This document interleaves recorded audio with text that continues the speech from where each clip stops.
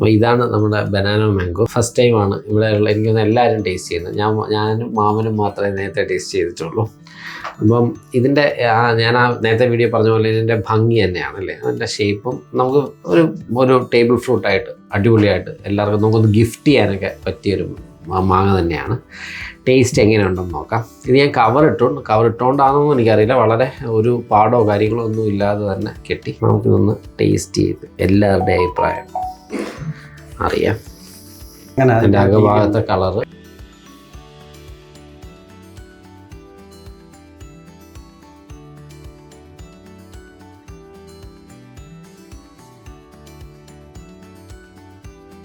ഏറ്റവും കൂടുതൽ ഏറ്റവും ബോധമില്ലാത്ത റെസ്പോൺസ് കിട്ടുമെന്ന് പ്രതീക്ഷിക്കുന്ന ആൾക്ക് ഞാൻ ആദ്യം കൊടുക്കാം.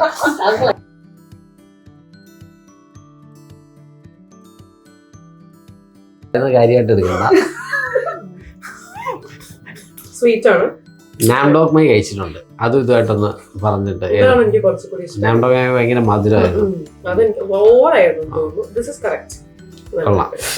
മധുരമാണ്, പക്ഷെ എനിക്ക് കഴിക്കുമ്പം ചെറുതായിട്ടൊരു പുളിയുടെ അധികം പഴുക്കാത്തോണ്ടാണ്.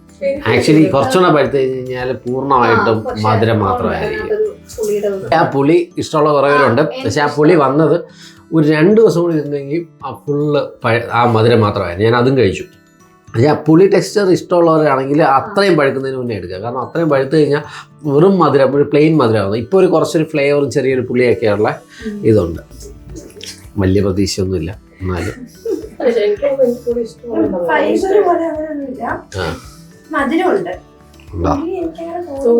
നാംഡോക്കിൻ്റെ കണക്കല്ല, കുറച്ച് ഞാൻ നേരത്തെ കഴിച്ചിട്ടുള്ള.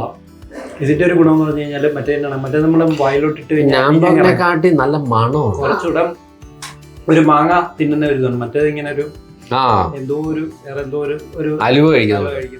പക്ഷെ ഇത് നല്ല ഒരു മാങ്ങ, നല്ലൊരു മാങ്ങ. എനിക്ക് അത്യാവശ്യം മാങ്ങ ഇച്ചിരി പുളി വേണം, എനിക്ക് ഇഷ്ടപ്പെട്ടത്. ഇതിന്റെ മാങ്ങാണ്ടി കാണുമ്പോൾ തന്നെ നമുക്ക് ഒന്നുമില്ല, അതെല്ലാവരും കുറേ വീഡിയോയിൽ പറഞ്ഞ പോലെ ബ്ലേഡ് പോലെ എന്നൊക്കെ ഇരിക്കുന്നത് കറക്റ്റ് തന്നെയാണ്. വളരെ തിന്നായിട്ട് ഇനി ഇരിപ്പുണ്ട്.